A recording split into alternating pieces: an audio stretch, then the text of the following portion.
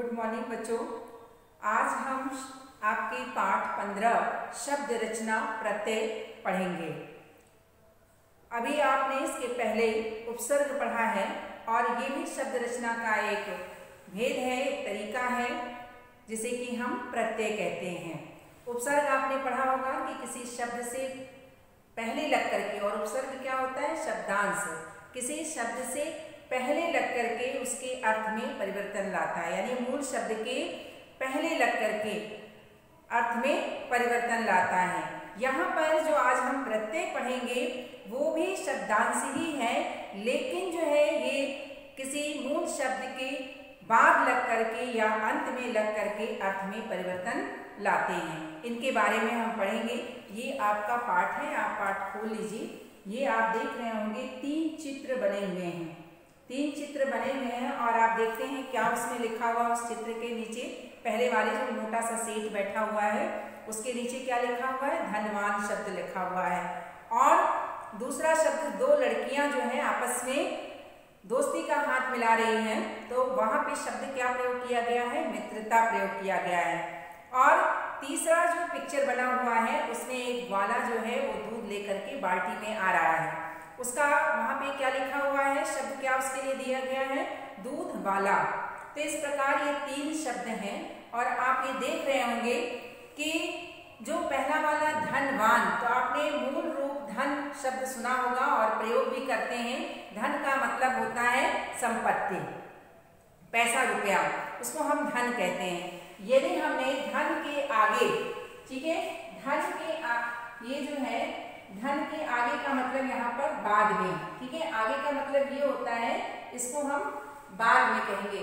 आगे यदि निकल गया मुख से तो हम आगे नहीं कहेंगे, क्या कहेंगे हम? बाद में। यदि मूल शब्द के बाद में या अंत में शब्द ये वान लगा हुआ है, वान, इसका वान का मतलब कुछ भी नहीं होता है, यानी जो प्रत्यय शब्दांश होते हैं उनके कोई अर्थ नहीं निकलते हैं।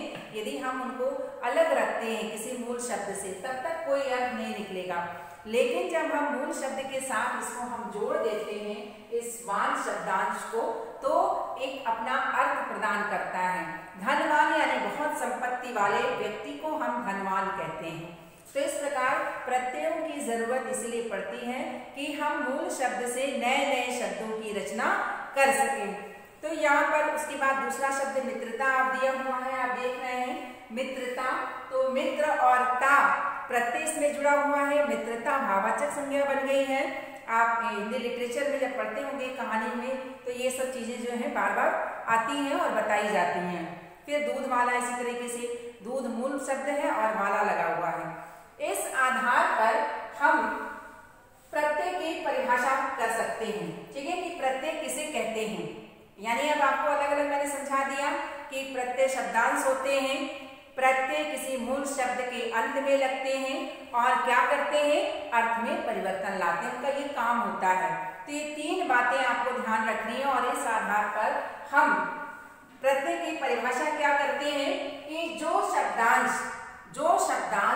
क्योंकि प्रत्यय को हम शब्दांश बोलते हैं, शब्द के टुकड़े होते हैं, शब्दांश किसी शब्द के अंत में जुड़कर उनके अर्थ में परिवर्तन ला देते हैं, अर्थ में परिवर्तन ला देते हैं, वे प्रत्यय कहलाते हैं।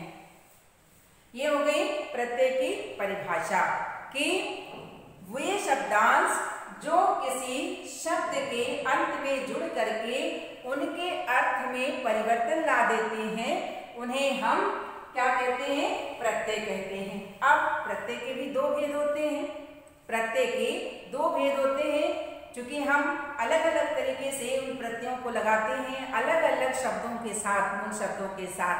तो हम उस आधार पर 2 भेद करते हैं। एक को हम कहते हैं कृत प्रत्यय और दूसरे को हम कहते हैं तद्धित प्रत्यय। यानी दो भेद कौन कौन से हैं? कृत प्रत्यय और तद्धित प्रत्यय। अब हम आते हैं विस्तार से समझते हैं, पहले कृत प्रत्यय को, फिर हम तद्धित प्रत्यय पर आएंगे। कृत प्रत्यय, कृत क्री धातु से संस्कृत के लिया गया है। क्री का अर्थ होता है क्रिया, यानी कृत प्रत्यय क्रिया वाले शब्दों के साथ लगते हैं, इसलिए इसका नाम कृत प्रत्यय है। अब देखिए कैसे, क्रिया या धातु, धातु क्रिया के मूल रूप को हम धातु कहते हैं। तो या तो क्रिया जो सामान्य रूप होता है क्रिया का, या धातु के अंत में लगकर संज्ञा और विशेषण शब्दों की रचना करने वाले प्रत्यय कृत प्रत्यय कहलाते हैं। यानी इन प्रत्ययों को सिर्फ हम क्रिया शब्दों के साथ ही जोड़ पाते हैं या जोड़ते हैं, उन्हें ही हम कृत कहते हैं। और इसमें प्रत्यय कहते हैं, और आपकी बुक में डेफिनेशन लिखा हुआ है, वो मैंने यहाँ पे लिखा नहीं है। यहाँ से आगे आप जो कृत प्रत्यय देखिए, आप लिख जो है वो धातु है या क्रिया का मूल रूप लिख है, सामान्य रूप लिखना होता है। यहाँ पर हमने धातु को लिया है लिख, और इसमें हमने प्रत्यय जोड़ा आई। ठीक है, प्रत्यय हमने आई जोड़ा तो दोनों मिलकर के क्या बन जाते हैं, लिखाई। दोनों क्या बन जाते हैं, लिखाई। तो जो ये शब्द बना हुआ है लिखाई शब्द, उसे ऐसे शब्दों को हम क्या कहते हैं, कृदंत कहते हैं।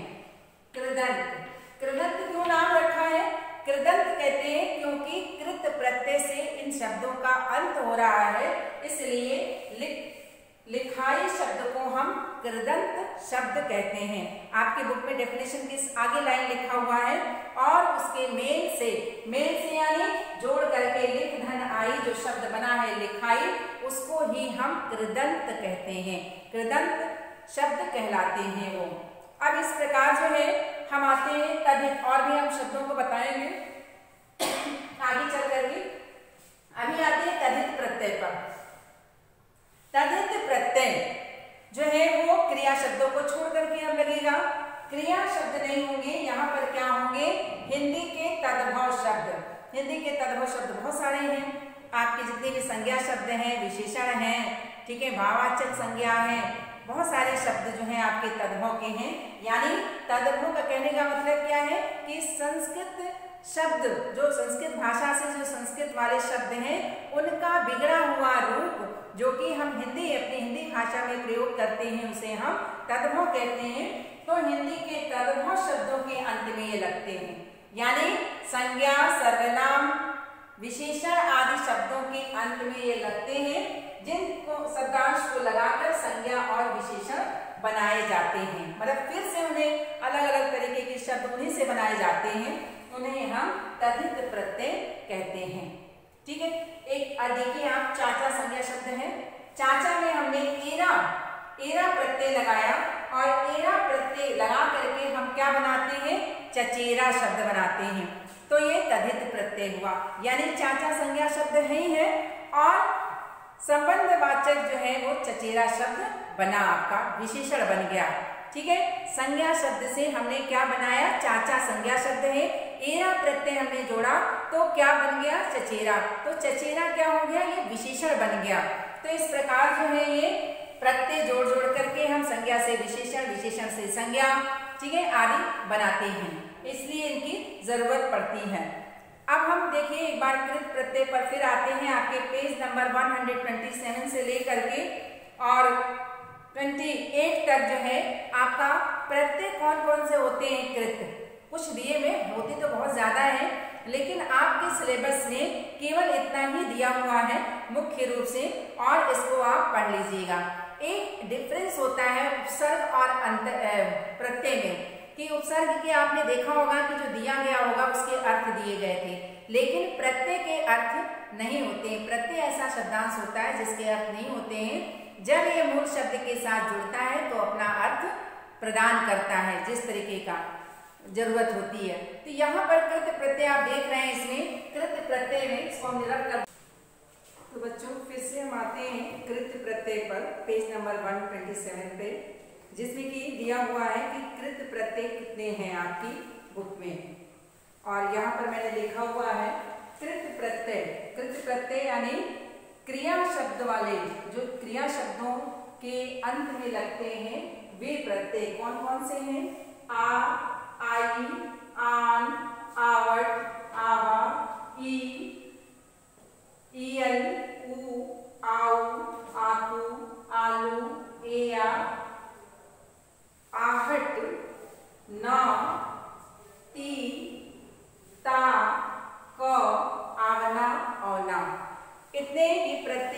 हुए हैं। अब आप देखिए कि कैसे इससे शब्द बनते हैं। यदि आ है, ठीक है, आ प्रत्यय यदि हम किसी मूल शब्द के अंत में जोड़ते हैं तो चूंकि आपको ध्यान रखना है कि क्रिया शब्द होने चाहिए, संज्ञा या विशेषण शब्द आदि नहीं होने चाहिए, तद्भव शब्द नहीं होने चाहिए। तो क्रिया में आप एक लेते हैं आप पढ़, ठीक है, पढ़ आपने लिया और आ प्रत्यय आपने जोड़ा तो आपका क्या बना, पढ़ा। पढ़ा शब्द बन रहा है ये, यानी क्रिया तो है लेकिन भूतकाल की क्रिया आप बना सकते हैं। इस प्रकार जो है ये क्रिया का रूप या अर्थ परिवर्तित हो जाता है। इसके बाद एक और आप शब्द ले सकते हैं। हम यहाँ पर चलते हैं, इसको रफ कर देते हैं और यहाँ पर चलते हैं। आ एक और प्रत्यय पूज, ये क्रिया है पूज और इसमें आ हमने लगाया तो क्या बन गया, पूजा। इसी प्रकार आई, आई प्रत्यय हम लेते हैं और एक क्रिया लेते हैं हम यहाँ पर, फिर से पढ़ ही क्रिया लेते हैं, ठीक है, पढ़, इसमें आई प्रत्यय हम जोड़ते हैं तो क्या बन जाता है, पढ़ाई। क्या बन जाता है, पढ़ाई।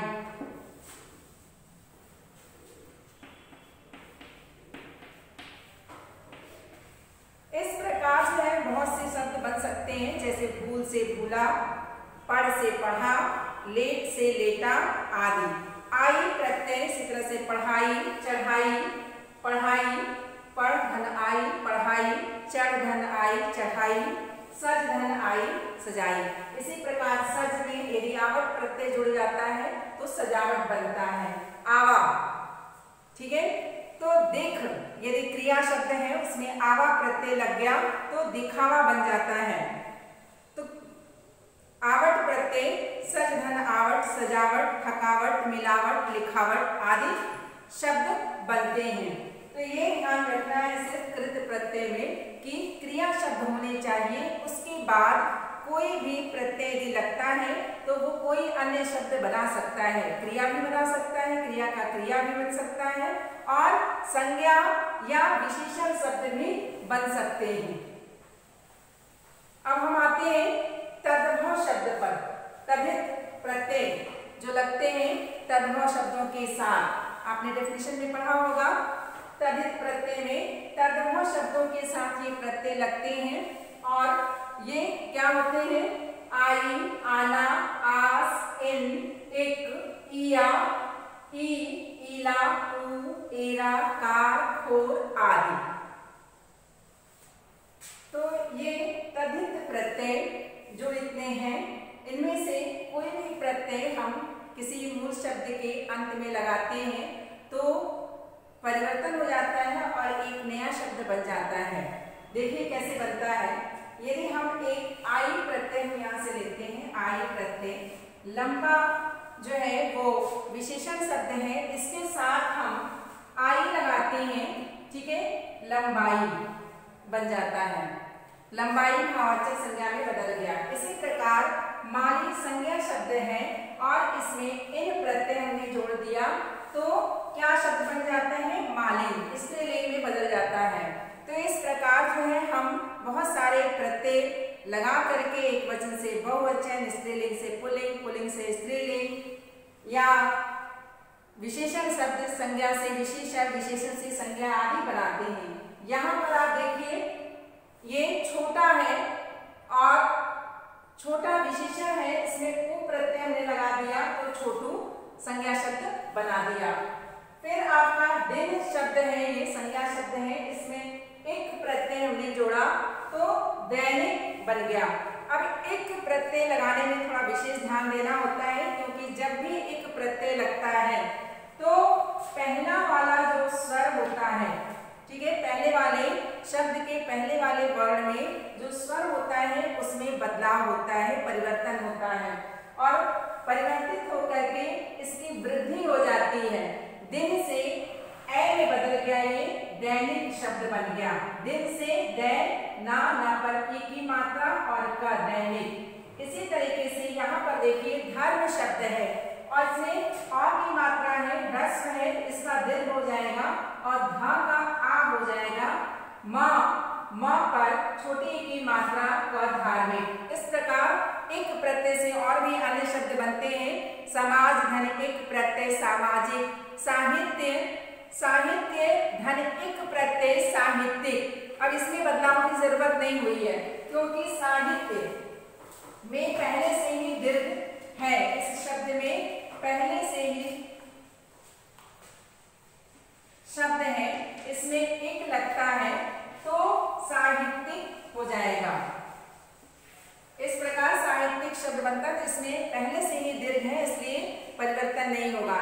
लेकिन जहां भी ह्रस्व होगा वहां पर वृद्धि उसकी हो जाएगी और स्वर संधि में स्वर में बदल जाएगा। इसी प्रकार और भी शब्द हैं। इला प्रत्यय, इला प्रत्यय आपका है यहाँ पर और आप जहर से इला प्रत्यय जहरीला बना सकते हैं। ठीक है, गहरा से इला प्रत्यय लगा करके आप गहरीला बना सकते हैं। बर्फीला, बर्फ धन इला प्रत्यय बर्फीला आदि। इसी प्रकार रा प्रत्यय आप देखिए यहाँ पर है, इसमें मुख शब्द में रा प्रत्यय मुखड़ा शब्द बन जाता है। दुख में रा प्रत्यय जुड़ जाएगा तो दुखड़ा शब्द बन जाएगा। अब हम आते हैं उपसर्ग और प्रत्यय दोनों जुड़ करके मूल शब्द में किसी उपसर्ग और प्रत्यय दोनों जुड़ते हैं और एक नए शब्द की रचना करते हैं। तो ये आपके पेज नंबर 129 पर है। आइए देखते हैं इसमें क्या लिखा हुआ है। उपसर्ग मूल शब्द हम लेते हैं आपके बुक से ही एक कि भू है और इसमें यदि आपने उपसर्ग खुश मतलब अच्छा, खुश आपने लगा दिया है यहाँ पर और प्रत्यय दार प्रत्यय लगा दिया आपने तो क्या बन गया, एक नया शब्द बन जाता है खुशबूदार।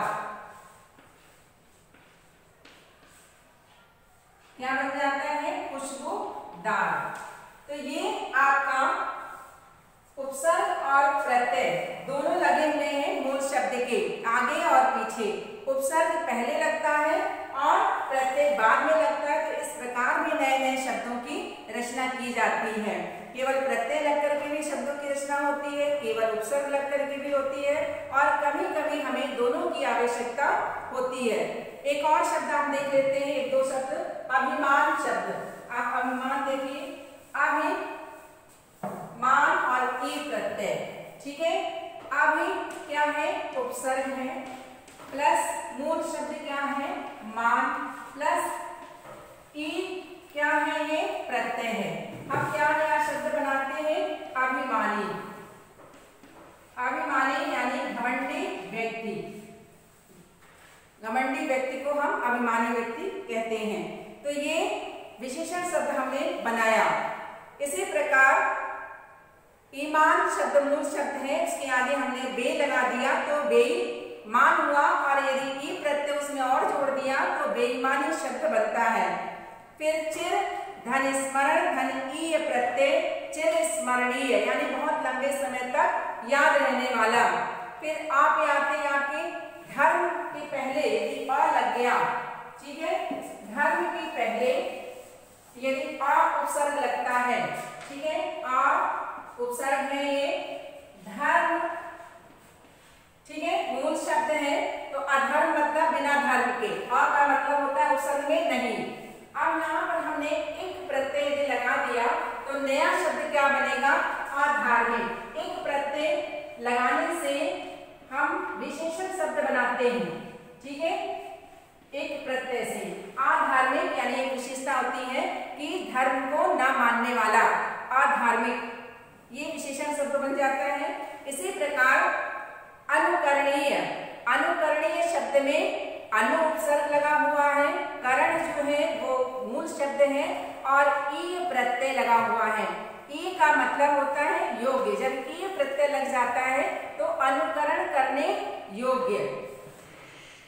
इसी प्रकार जो है आपका उपकार और ई प्रत्यय, उप उपसर्ग लगा हुआ है, कार मूल शब्द है और ई प्रत्यय है तो उपकारी। ये सारे जो है ज्यादातर जो है विशेषण शब्द बन रहे हैं। आपके आपकी बुक में जो दिया हुआ है अखंड धनित अखंडित, ये भी विशेषण शब्द है। आपके सफलता। तो इस प्रकार जो है ये प्रत्यय और उपसर्ग जोड़ करके भी नए नए शब्दों की रचना होती है। पाठ यहीं पर समाप्त होता है। धन्यवाद।